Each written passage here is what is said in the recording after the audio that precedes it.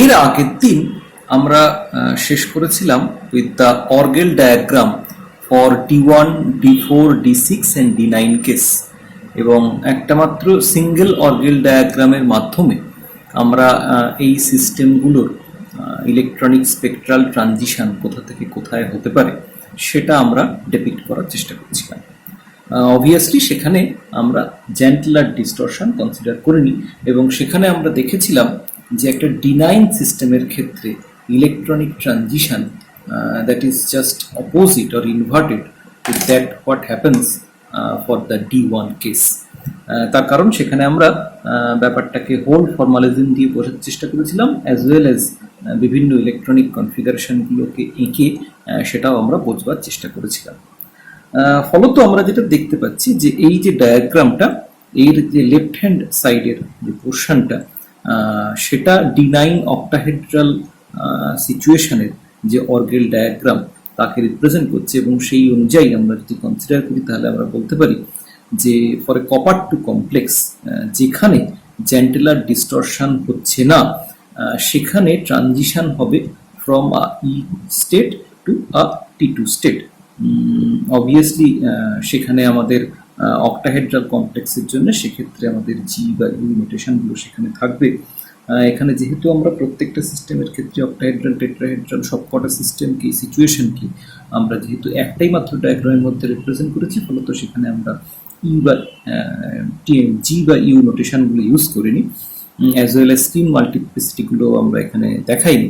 কিন্তু যখন আমরা D9 অক্টাহেড্রাল কমপ্লেক্সের কথা আলোচনা করব, that means copper two system in octahedral situation, সেক্ষেত্রে আমরা ডেফিনেটলি সেখানে আমাদের স্পিন মাল্টিপ্লিসিটিটাও কনসিডার করতে হবে, অ্যাজ ওয়েল অ্যাজ জি বা ইউ নোটেশনটা ইউজ করতে হবে, যেহেতু since it's octahedral complex.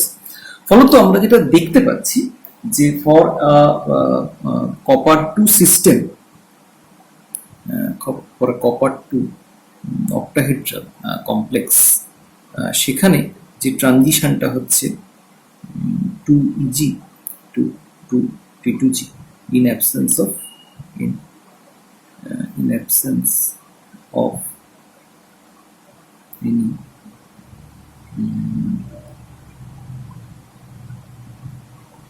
Jahn-Taylor distortion.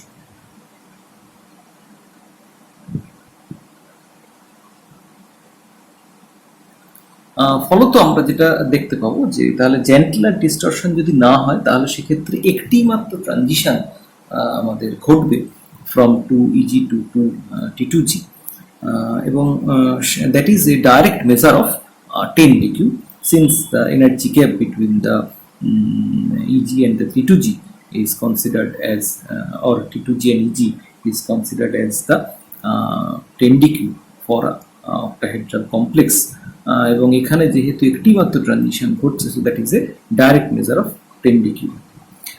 এবং আমরা এটার ইলেকট্রনিক ট্রানজিশনের রেসপেক্টে আমরা দেখেছিলাম this can be depicted as T2G6 EG3 to T2G5 EG4। So যেহেতু এখানে এই ইলেকট্রনিক ট্রানজিশনটা T2G থেকে EG-তে ঘটছিল, ফলত আমরা এটাকে ডাইরেক্ট মেজার অফ 10dq বলে আমরা কনসিডার করতে পারি।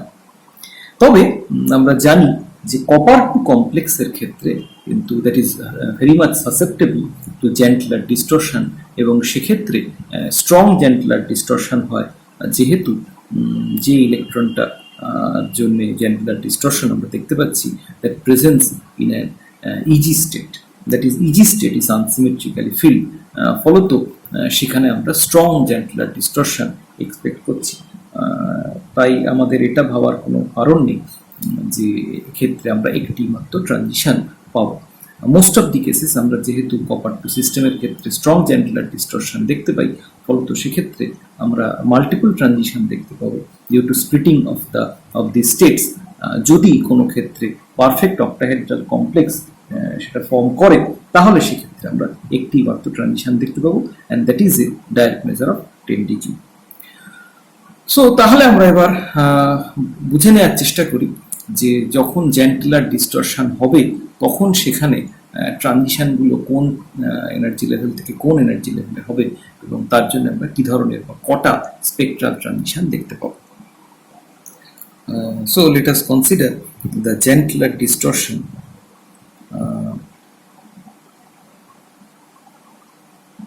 in copper 2 octahedral complex.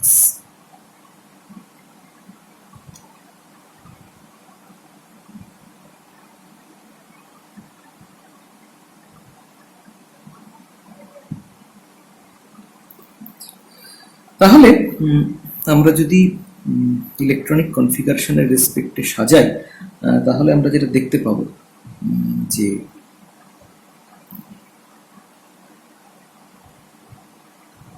প্রথমে 5টা ডি অরবিটাল ছিল ডিজেনারেট। ইলেকট্রনিক কনফিগারেশন ওয়াজ D9, এবং একে যদি আমরা স্টেট হিসেবে রিপ্রেজেন্ট করি তাহলে দেন ইট ইজ এ 2D স্টেট।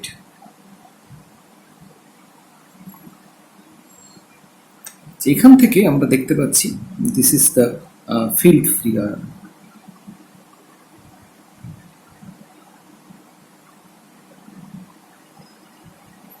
এখান থেকে আমরা দেখতে পাচ্ছি ইন অক্টাহেড্রাল ফিল্ড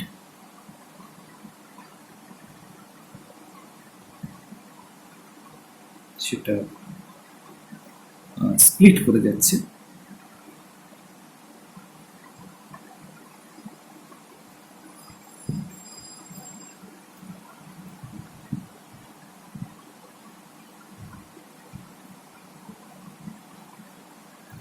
এবং আমরা দেখতে পাচ্ছি যে ইন অক্টাহেড্রাল ফিল্ড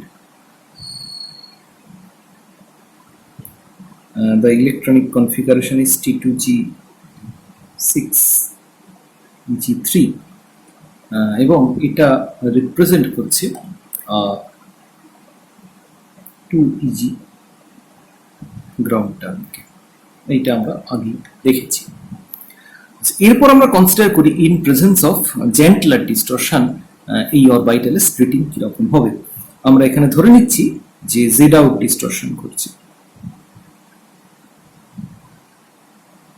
সো যদি জেড আউট ডিস্টরশন ঘটে তাহলে সেক্ষেত্রে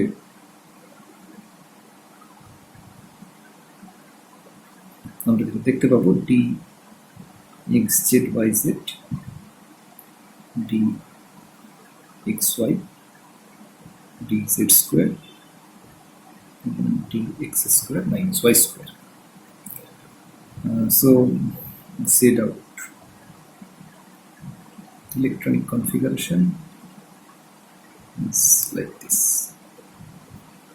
তাহলে আমরা যদি আগেকার মতোই এই ইলেকট্রনিক কনফিগারেশন গুলোকে আমরা যদি সাজানোর চেষ্টা করি, that is the number of possible ways of arrangement, তাহলে সেখান থেকে আমরা এই সিচুয়েশনগুলো যে স্টেট সেটাকে আমরা ডেপিক্ট করতে পারবো বা ডিজিটেট করতে পারবো।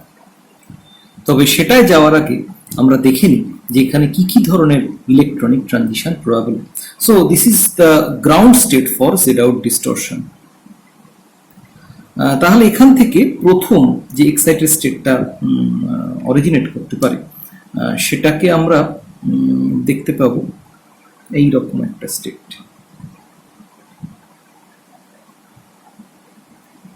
মিনিমাম এনার্জি দিয়ে যে ইলেকট্রনটাকে প্রমোট করা সম্ভব সেটা হচ্ছে transfer of an electron from D Z square orbital to D X square minus Y square orbital. তার মানে ইলেকট্রনিক কনফিগারেশন দাঁড়াবে এইরকম।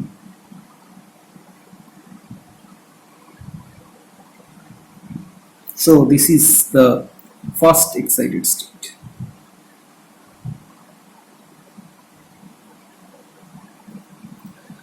এর চেয়ে স্লাইটলি বেশি এনার্জি দিয়ে আমরা যে ট্রানজিশনটা করতে পারি সেটা হচ্ছে from transfer of an electron from D X Y orbital to D X square minus Y square orbital. So এর চেয়ে যে হায়ার এনার্জি যে স্টেটটা আমরা ইলেকট্রনিক কনফিগারেশনটা আমরা পাবো সেটা হচ্ছে এই রকম।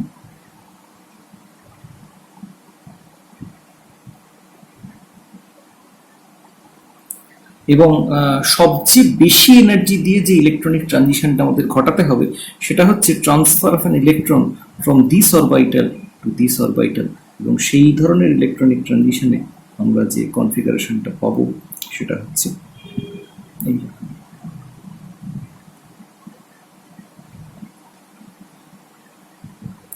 So that means this is the second excited state,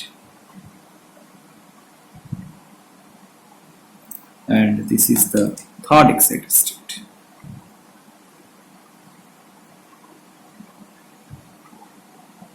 তাহলে আমরা যদি এই প্রত্যেকটা সিচুয়েশন কোন স্টেটকে ডিপিক্ট করছে সেটা যদি এবার আমরা বোঝার চেষ্টা করি, তাহলে আমরা যেটা এই প্রত্যেকটা স্টেটের যে স্টেট ফর্মালিজম সেটাকে আমরা বার করতে পারবো।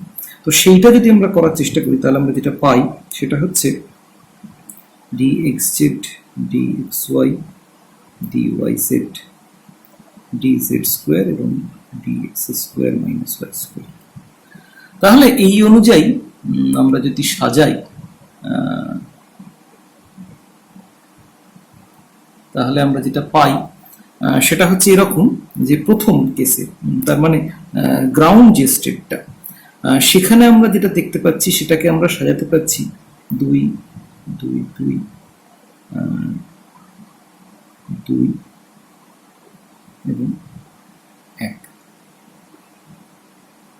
সরি একটু ভুল হয়েছে, এটা হচ্ছে dyz হবে আর এটা হচ্ছে dxy হবে, তার কারণ dyz comparatively lower energy than dxy। তারপরে dxz, তারপরে dyz, তারপরে dxy, দেন dz স্কোয়ার, দেন dx square minus y square. So তাহলে আমাদের ইলেকট্রনিক কনফিগারেশনটা যেরকম 2 2 2 2 1, তার মানে এটাকে আমরা একরকম ভাবেই সাজাতে পারি। So it represent A Singoli degenerate state. এখন আমরা জানি সিঙ্গলি ডিজেনারেট স্টেট অনেক রকম হতে পারে, এখন সেটাকে আমরা কিভাবে রিপ্রেজেন্ট করব সেইটা যদি আমরা দেখি তাহলে এখানে আমরা মনে করতে পারি আমাদের পুরনো একটা জিনিস, সেটা হচ্ছে there is a 1-to-1 correspondence between the orbital and the state। এখন এখানে যেহেতু আনপেয়ার্ড ইলেকট্রনটা dx square minus y square অরবিটালে রয়েছে এবং dx square minus y square অরবিটালের সিমেট্রি হচ্ছে b1g, সো তার মানে এই স্টেটটা একটা সিঙ্গল ডিজেনারেট b1g স্টেটকে রিপ্রেজেন্ট করবে। So that means this ground state is b1g। এর পরের যে ফার্স্ট এক্সাইটেড স্টেট সেটাকে আমরা সাজাতে পারি হচ্ছে 2 2 2 1 2, যেখানে একটা ইলেকট্রন রয়েছে dz স্কয়ার অরবিটালে, this is the first excited state. তাহলে এই স্টেটটাকেও আমরা একরকম ভাবেই সাজাতে পারি, যেহেতু dz স্কয়ার এবং dx স্কয়ার এবং y square they are not degenerate, ফলত দেখতে পাবো যে এটাও একটা সিঙ্গল ডিজেনারেট স্টেটকে রিপ্রেজেন্ট করছে, এবং যেহেতু এখানে আনপেয়ার্ড ইলেকট্রনটা একটা dz স্কয়ার অরবিটালে আছে, ফলত এটা রিপ্রেজেন্ট করবে একটা a1g স্টেটকে, since there is 1-to-1 correspondence between the orbital and the state. So তার মানে the first excited state is a1g। এর পরে যে ট্রানজিশনটা আমরা দেখেছিলাম সেটা হচ্ছে transfer of an electron from dxy to dx square minus y square, এবং সেক্ষেত্রে আমরা যেটা পাবো দ্যাট মিনস 2 2 1 2 2। তাহলে এখানেও আমরা এই সিচুয়েশনটাকে একরকম ভাবেই সাজাতে পারি যেহেতু, তার ফলে আমরা যেটা দেখতে পাবো যে this also represent a single degenerate state, এবং সেখানেও আমরা dxy অরবিটালে যেহেতু আনপেয়ার্ড ইলেকট্রনটি রয়েছে, ফলে তার অরবিটালের যে সিমেট্রি সেটাই আমরা দেখতে পাবো এই ইলেকট্রনিক স্টেটটার symmetry, that is b2g। So this is second excited state is b2g। এবং লাস্টলি যে ইলেকট্রনিক ট্রানজিশনটার কথা আমরা বলেছিলাম, that means transfer of electron from dxz dyz to dx square y square, তার জন্য আমরা যেটা দেখতে পাবো এখানে কিন্তু আমরা দুই রকম ভাবে এটাকে সাজাতে পারি,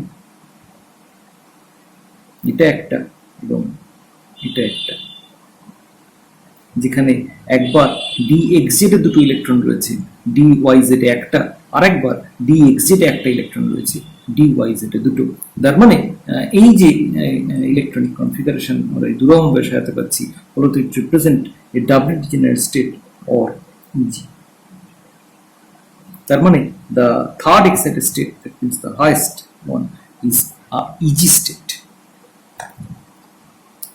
তাহলে এই ইলেকট্রনিক স্টেটগুলোকে আমরা যদি এনার্জি ওয়াইজ সাজাই তাহলে আমরা যেটা পাবো, দ্যাট মিনস শুরু হয়েছিল ফ্রম আ 2D স্টেট, সেখান থেকে আমরা দেখেছি in octahedral field this 2D state split into 2 EG and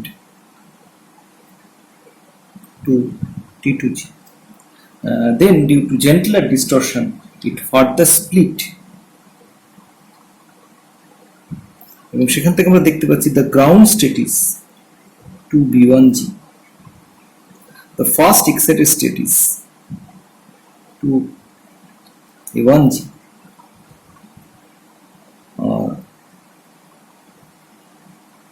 second excited state is 2B2G, the highest energy state is 2EG.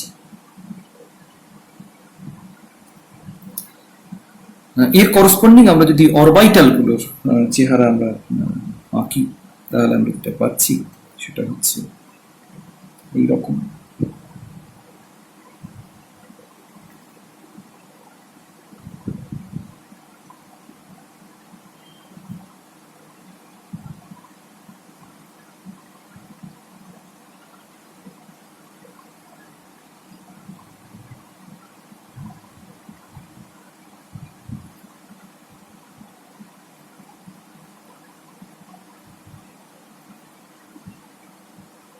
Already আমরা এটার মধ্যে কোরিলেশন আমরা এস্টাবলিশ করেছি। সো তাহলে আমরা যেটা দেখতে পাচ্ছি যে এখানে তার মানে ট্রানজিশন হচ্ছে তিনটে, from 2EG 2B1G two 2A1G, 2B1G to 2B2G এবং 2B1G টু 2EG। এর মধ্যে আমরা যেটা দেখতে পাচ্ছি, আমরা যদি তিনটে নামকরণ করি, that is the highest energy যেটা ট্রানজিশন, সেটাকে যদি নিউ 1 বলি, এটাকে যদি নিউ 2 বলি, এটাকে যদি নিউ 3 বলি, তাহলে আমরা দেখতে পাচ্ছি যে এখানে এই ট্রানজিশনটা আমরা ইলেকট্রনিক ট্রানজিশনের রেসপেক্টে যদি ভাবি তাহলে এই ট্রানজিশনটার এনার্জি ছিল সবচেয়ে কম, এবং এটাকে তার মানে আমরা বলতে পারি দিস ইজ নিউ 3। এই ট্রানজিশনটা ছিল ইন্টারমিডিয়েট এনার্জি, সো এটাকে আমরা বলতে পারি নিউ 2। আর এই ট্রানজিশনটা ছিল হাইয়েস্ট এনার্জি, তার মানে এটাকে আমরা বলতে পারি নিউ 1। সো তাহলে এইভাবে আমরা তাহলে ইলেকট্রনিক ট্রানজিশন এবং স্টেটগুলোর মধ্যে কোরিলেশন ড্র করতে পারি।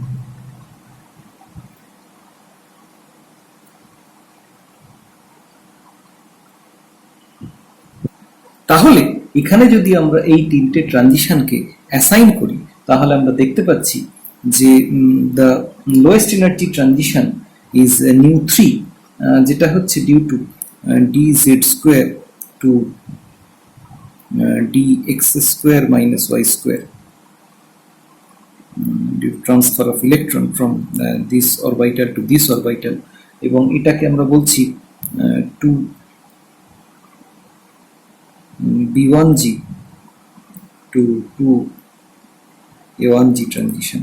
এটা আমরা অলরেডি দেখেছি, this is designated as new 3। Second যে ট্রানজিশনটার কথা আমরা সেকেন্ড যে ট্রানজিশনটা ঘটতে আমরা দেখতে পাচ্ছি, that is dxy to dx square minus y square।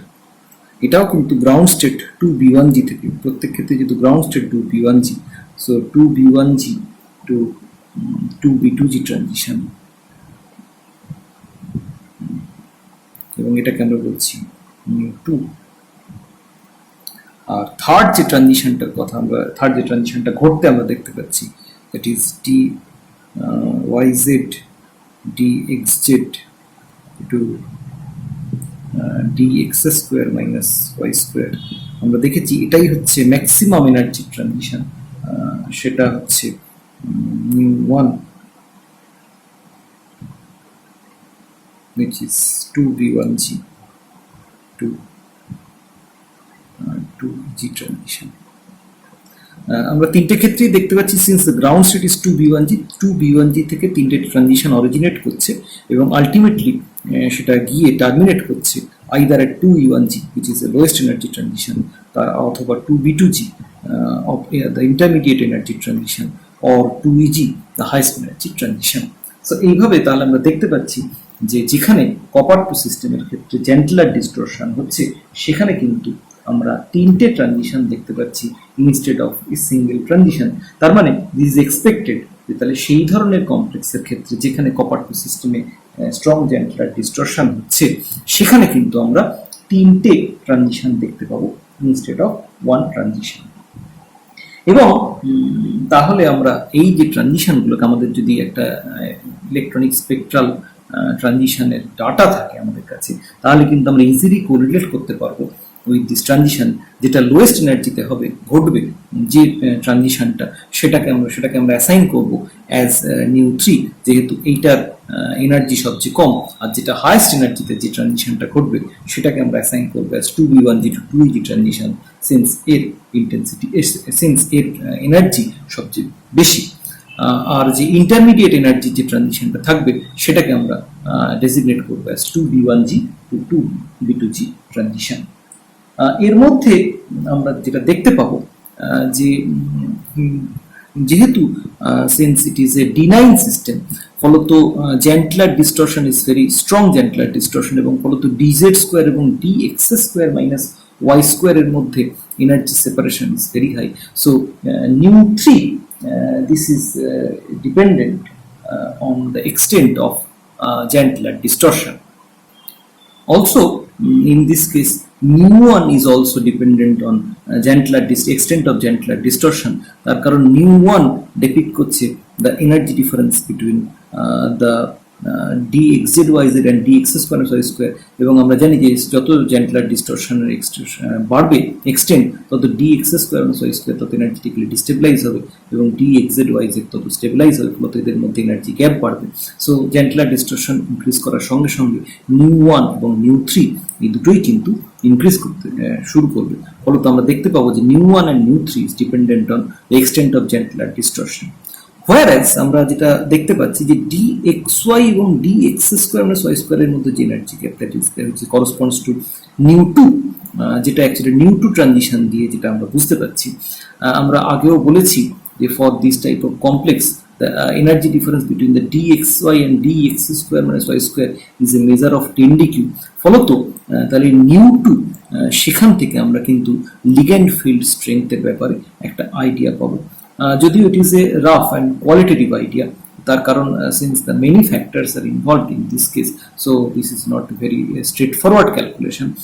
কিন্তু আমরা mu2 যেহেতু dxy এবং dx স্কোয়ার মাইনাস y স্কোয়ারের মধ্যে এনার্জি ডিফারেন্সটাকে আমরা এই ধরনের কমপ্লেক্সের ক্ষেত্রে 10dq এর মেজারমেন্ট বলে আমরা ধরে থাকি, ফলত mu2 that gives us an idea about the 10dq value of the ligand present in the complex. তবে এক্ষেত্রে একটা জিনিস আমাদের খেয়াল রাখতে হবে যে অনেক ক্ষেত্রেই আমরা এই ধরনের ডিস্টিংক্ট ব্যান্ড পাই না এই copper system, that means D1 আর D9 সিস্টেমের ক্ষেত্রে আমরা জেনারেলি একটা ব্রড ব্যান্ড পাই যার মধ্যে এই ধরনের তিনটে ব্যান্ড অ্যাকচুয়ালি একটা অবস্কিওর হয়ে থাকে এবং ফলত আমরা কেবলমাত্র একটা ব্রড ব্যান্ড হিসেবেই এটাকে দেখতে পাই এবং দেখতে পাওয়া যায় most of the cases copper two complex that shows a broad band of maximum around 15,000 plus minus 5,000 centimeters. So আমরা যদি দুটো স্পেসিফিক এক্সাম্পল নিয়ে একটু দেখি তাহলে আমরা হয়তো সিচুয়েশনটা আরেকটু আমাদের কাছে ক্লিয়ার হবে। আমরা এখানে দুটো কমপ্লেক্সের কথা কনসিডার করি।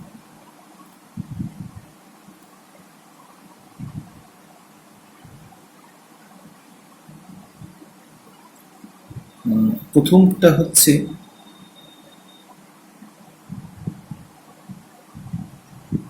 Copper complex, copper hexaaqua complex. সেকেন্ডটা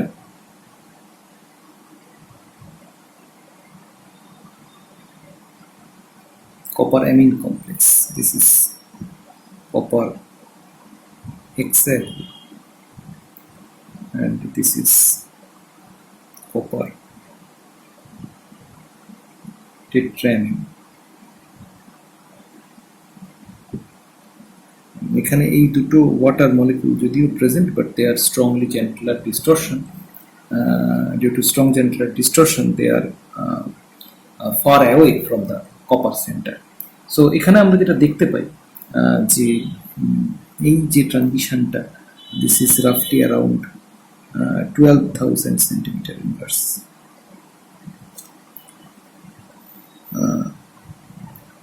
এবং এই যে অ্যামিন কমপ্লেক্স, তার ট্রানজিশনটা হয় রাফলি অ্যারাউন্ড 18,000 সেন্টিমিটার ইনভার্স. এখানে একটা জিনিস কিন্তু আমাদের খেয়াল রাখতে হবে যে কপার অ্যামিন কমপ্লেক্সের ক্ষেত্রে intensity is much higher than the copper hexaaqua complex. So copper hexaco complex is light blue in color, but with addition of ammonia, a deep blue solution is obtained. Since the latter impart a stronger field, the absorption peak moved from far red to the middle of the red region, and due to stronger field of ammonia field exerted by ammonia compared to water,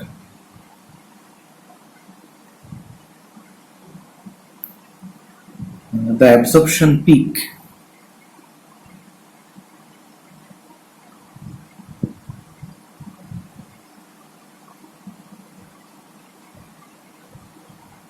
moves from far red to the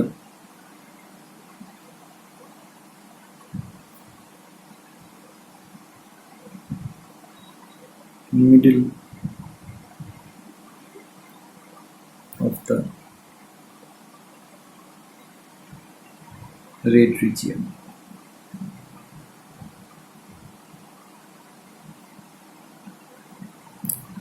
But the increase in intensity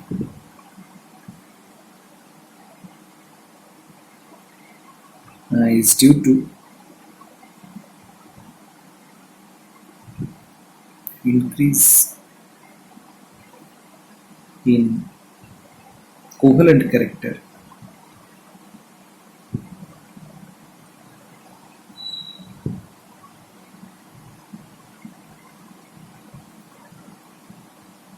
of the metal ligand bond. এই বিষয়ে আমরা আগের দিনে আলোচনা করেছিলাম যে as the covalency of the metal ligand bond increases, the color intensity also increases. এরপরে আমরা যদি হাই স্পিন D4 এবং D6 সিস্টেমের কথা কনসিডার করি, তাহলে যেটা আমরা দেখতে পাবো যে high spin D6 configuration afford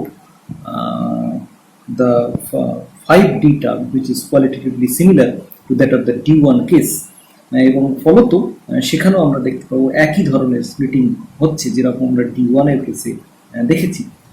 whereas for the D4 case সেটাও একটা 5D term দেবে, এবং যেটার সঙ্গে আমরা D9 কনফিগারেশনের যে ইলেকট্রনিক ট্রানজিশন তার সঙ্গে আমরা মিল দেখতে পাবো.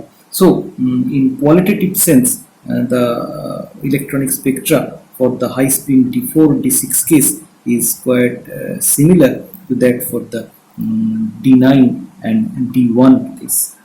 Obviously যদি অক্টাহেড্রাল হয় তাহলে অক্টাহেড্রালের সঙ্গে ম্যাচ করবে, এবং যদি টেট্রাহেড্রাল হয় তাহলে টেট্রাহেড্রালের সঙ্গে ম্যাচ করবে.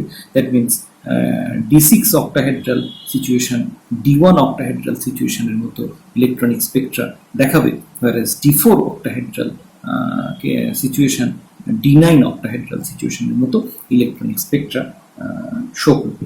সো এই ধরনের ইলেকট্রনিক স্পেকট্রা ট্রানজিশনগুলো আমরা দেখতে পাবো D4 এবং D6 আয়নের ক্ষেত্রে. ফলত D1, D4, D6 এবং D9 এই ধরনের সিস্টেমগুলো কোয়ালিটেটিভলি প্রায় একই ধরনের ইলেকট্রনিক ট্রানজিশন শো করবে, যদিও D1, D6 এর ক্ষেত্রে যেরকম হবে অক্টাহেড্রাল কেসে, D4, D9 এর ক্ষেত্রে তার জাস্ট রিভার্স টাইপের হবে, এবং আমরা এই আলোচনার মাধ্যমে সেটা পুরোটাই বুঝতে পারবো। সো D1, D4, D6 এবং D9 সিস্টেমের যে ইলেকট্রনিক ট্রানজিশন তার আলোচনাটা আমরা এখানে দেখলাম।